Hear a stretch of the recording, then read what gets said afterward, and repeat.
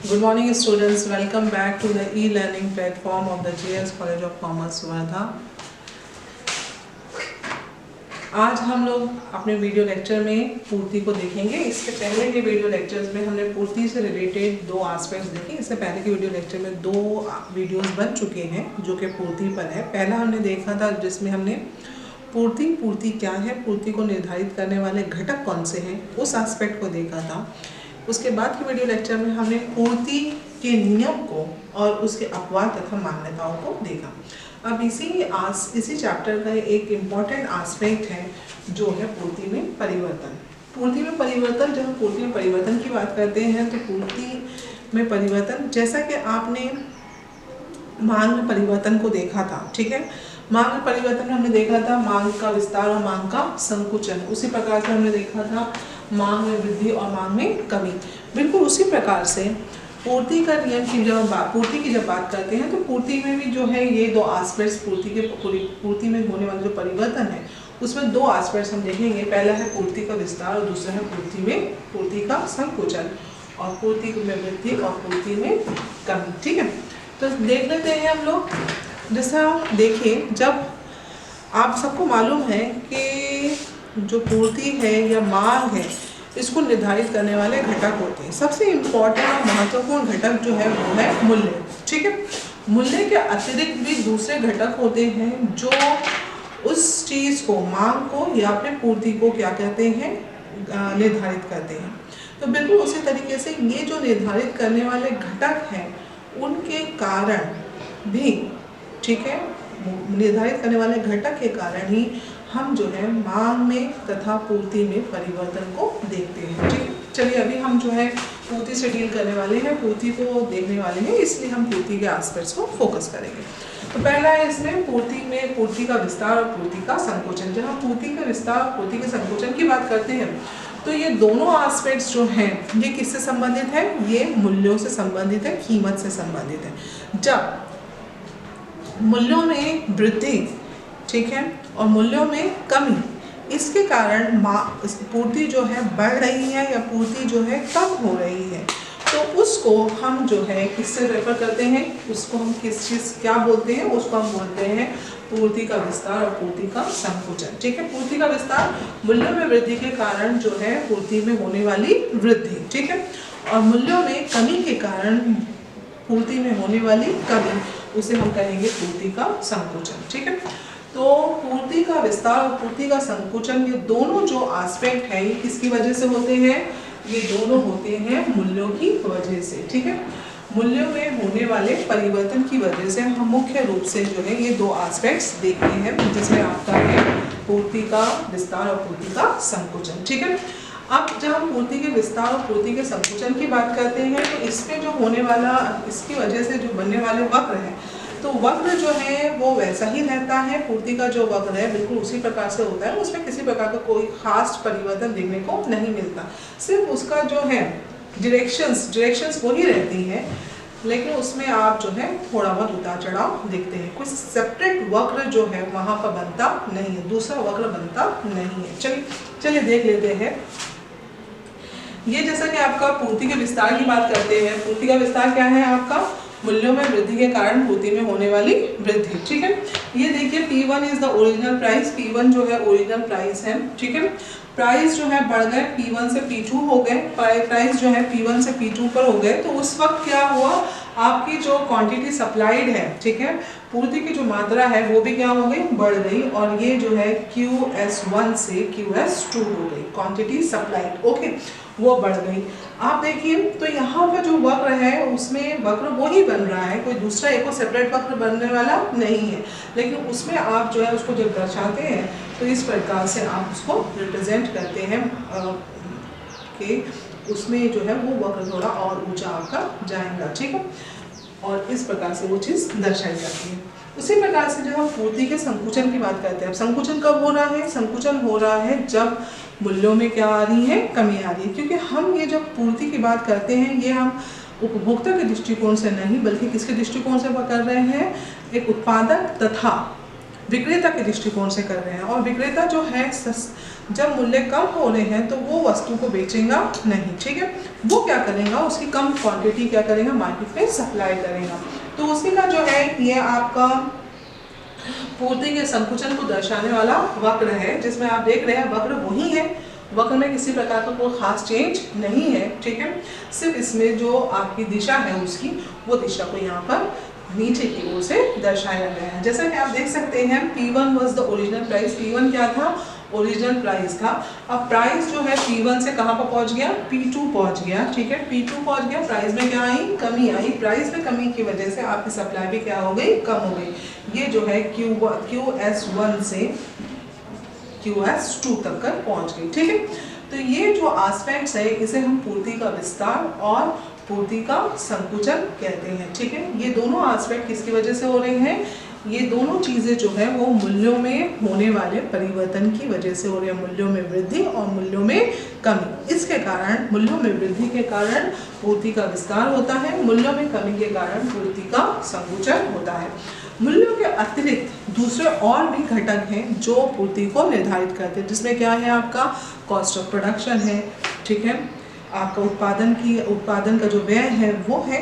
उसी प्रकार से आपका टेक्नोलॉजी में होने वाला चेंज है, टेक्नोलॉजी में होने वाला परिवर्तन है, ओके। तो यदि इस दूसरे फैक्टर्स की वजह से, जो दूसरे फैक्टर्स हैं उनकी वजह से यदि क्या हो रहा है, पूर्ति में परिवर्तन हो रहा है, मूल्य वही रह रहे हैं, मूल्य कैसे है, स्थिर है, ठीक है, मूल्य स्थिर है, उसके बाद भी आपका पूर्ति में क्या आ रहा है, चेंजेस आ रहे हैं, तो उस वक्त जो चीज़ अकर होती है, जो चीज़ डेवलप होती है, उसे हम किस चीज़ से रेफर करते हैं, उसको हम पूर्ति में वृद्धि और पूर्ति में कमी से रेफर करते हैं, ठीक है। इंक्रीज इन सप्लाई और डिक्रीज इन सप्लाई, ठीक है। अगर हम इंग्लिश में उसे बोले तो यहाँ पर पूर्ति का विस्तार एक्सटेंशन इन सप्लाई एंड पूर्ति का संकुचन कॉन्ट्रैक्शन इन सप्लाई के नाम से उसे जोड़ा जाएगा। अभी हम यहाँ पर बात कर रहे हैं पूर्ति में वृद्धि, तो ये मूल्यों के अतिरिक्त दूसरे फैक्टर्स की वजह से, दूसरे घटक की वजह से होती है। अब आपने देखा मूल्य कैसे रह रहे हैं, समान रह रहे हैं, ठीक है। इसमें दो परिस्थिति हो सकती है, एक मूल्य समान रहते हैं, दूसरा मूल्यों में क्या हो रहा है, चेंज भी हो रहा है। ऐसा भी होता है, थोड़ा बहुत मूल्यों में चेंज की वजह से भी आपको इसमें देखने को मिलता है। तो यहाँ पर लेकिन हम मूल्यों की चेंज को यहाँ पर अवॉइड करते हुए यदि हम बात करें खास तौर पर, तो यहाँ पर दूसरे घटकों में होने वाले परिवर्तन की वजह से पूर्ति में होने वाले परिवर्तन को हम जो है पूर्ति में वृद्धि और पूर्ति में कमी को कहते हैं, ठीक है। तो पूर्ति में वृद्धि हो रही है, मूल्य समान रह रहे हैं, उसके बाद भी आपकी आपूर्ति क्या हो गई, बढ़ गई, ठीक है। कैसे बढ़ गई है, किस वजह से हो रही है, ये हो सकता है टेक्नोलॉजी में चेंज की वजह से हो रहा है। टेक्नोलॉजी में क्या आया, परिवर्तन आ गया, कॉस्ट ऑफ प्रोडक्शन क्या हो गई, कम हो गई, मूल्य उतने ही रहने पर भी सप्लाई क्या हो गई, बाजार में बढ़ गई, ठीक है। उसी प्रकार से हम मूल्य पूर्ति में कमी की यदि बात करें तो पूर्ति में कमी किस वजह से भी हो सकती है, कॉस्ट ऑफ प्रोडक्शन के बढ़ने की वजह से, कॉस्ट ऑफ प्रोडक्शन बढ़ गया, रॉ मटेरियल जो है और फैक्टर्स ऑफ प्रोडक्शन जो है उसकी कॉस्ट बढ़ गई है, उसकी वजह से कॉस्ट ऑफ प्रोडक्शन बढ़ गया, तो आप जो है वो ज़्यादा प्राइस पर भी आप पूरी वस्तु को ज़्यादा क्वांटिटी सप्लाई मार्केट में नहीं करेंगे। क्यों, क्योंकि उसकी कॉस्ट ऑफ प्रोडक्शन आपकी क्या हो चुकी है, अभी फिलहाल बढ़ चुकी है। तो ये जो है आपने सप्लाई को क्या कर दिया, कम कर दिया, तो ये किसकी वजह से हो रही है, ये जो है इसको हम क्या कहेंगे, पूर्ति में कमी। और ये पूर्ति में कमी किसकी वजह से हो गई है, उत्पादन के व्यय में वृद्धि की वजह से। और पूर्ति में वृद्धि किसकी वजह से हो रही है, आपका टेक्नोलॉजी में परिवर्तन की वजह से। ये दो जो है घटक मैं एग्जाम्पल के रूप में ले लूँ, इसके अतिरिक्त बहुत सारे घटक हैं जिनके कारण ये सब कुछ होता है, ठीक है। ये दो एग्जाम्पल आपको दिए जा रहे हैं, ठीक है। चलिए देख लेते हैं पूर्ति में वृद्धि। पूर्ति में वृद्धि जो है, देखिए यहाँ पर हमने इसको फिगर के माध्यम से दिखाया है। यहाँ पर हमारे जो प्राइस है वो प्राइस कैसे है, समान है, प्राइस में परिवर्तन नहीं है, लेकिन आपकी क्वांटिटी सप्लाई जो है वो क्या हो गई, बढ़ गई, ठीक है। तो उस केस में अब जब क्वांटिटी सप्लाई बढ़ गई मतलब पूर्ति में क्या हुई, वृद्धि हुई। तो पूर्ति में जो वृद्धि होने के कारण हमारा जो वक्र है वो क्या हो जाएगा, राइटवर्ड डायरेक्शन में शिफ्ट होगा, ठीक है। ये राइटवर्ड डायरेक्शन में शिफ्ट हो रहा है, मतलब हमारा जो ओरिजिनल पूर्ति वक्र था वो क्या था, S1, ठीक है। और अभी जो हमारा पूर्ति वक्र है वो क्या है, S2। मतलब क्या हुआ, जो प्राइस के समान रहने पर दूसरे घटकों के कारण पूर्ति में होने वाली वृद्धि की वजह से जो है आपका जो पूर्ति वक्र है वो राइटवर्ड डायरेक्शन में सीधे दाई तरफ क्या होगा, शिफ्ट हो जाएगा। उसके विपरीत प्राइस के समान रहने पर, प्राइस कैसे है, समान है, प्राइस में किसी प्रकार का कोई परिवर्तन नहीं है, उसके बावजूद दूसरे फैक्टर्स की वजह से आपका जो सप्लाई वक्र है वो क्या हो गया, शिफ्ट हो गया। ठीक है, ये जो सप्लाई वक्र यहाँ पर शिफ्ट हुआ है, ये देखिए कहाँ से, S1 से कहाँ पर हुआ, S2 में हुआ। मतलब क्वांटिटी सप्लाइड ओरिजिनल कितनी थी, QS1 थी।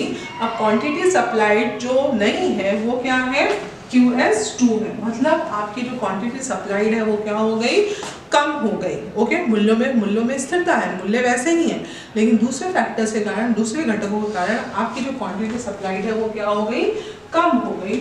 उसकी वजह से जो आपका पूर्ति वक्र है उसकी जो डायरेक्शन है वो क्या हो गई, चेंज हो गई। ठीक है, now it is transfer to leftward shift उसने रखा है।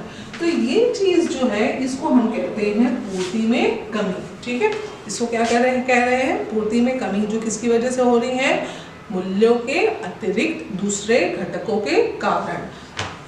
मूल्यों के अतिरिक्त दूसरे घटकों के कारण यदि मूल्यों में क्या, पूर्ति में क्या हो रही है, वृद्धि हो रही है, इसमें आपका जो कर्व है वो राइटवर्ड शिफ्ट रहेगा। ठीक है, तो ये जो है ये किसको दर्शा रहा है, ये जो फिगर है किसको दर्शा रहा है, पूर्ति में वृद्धि को।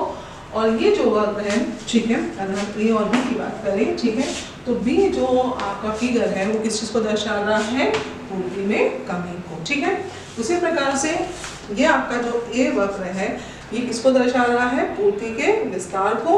और आपका जो बी फिगर है वो किसको दर्शा रहा है, पूर्ति में संकुचन को। ठीक है, इसी के साथ साथ इस चैप्टर में एक और एस्पेक्ट है, वैसे एग्जामिनेशन में अभी तक का ज़्यादा कभी ये पूछा नहीं गया है, वो है आपकी पूर्ति की लोच। ठीक है, प्राइस इलास्टिसिटी ऑफ सप्लाई, वो एस्पेक्ट को ज़्यादा उसमें जैसे दिया नहीं है, तो आप थोड़ा उसको भी देख सकते हैं। जिस तरीके से आपका मांग इलास्टिसिटी है, ठीक है, मांग की लोच है, उसी प्रकार से पूर्ति की भी लोच है। तो उस चीज़ को हम जो है ब्रीफ में नेक्स्ट वीडियो में देख लेंगे। उसके बाद हम जो है नया चैप्टर स्टार्ट करेंगे, और हमारा नया चैप्टर जो है वो क्या होगा, वो होगा हमारा लागत के सिद्धांत और कॉस्ट, लागत के सिद्धांत या फिर कॉस्ट कॉन्सेप्ट जिसे कहते हैं, वो एस्पेक्ट हम उसमें नेक्स्ट वीडियो में देखेंगे। Thank you.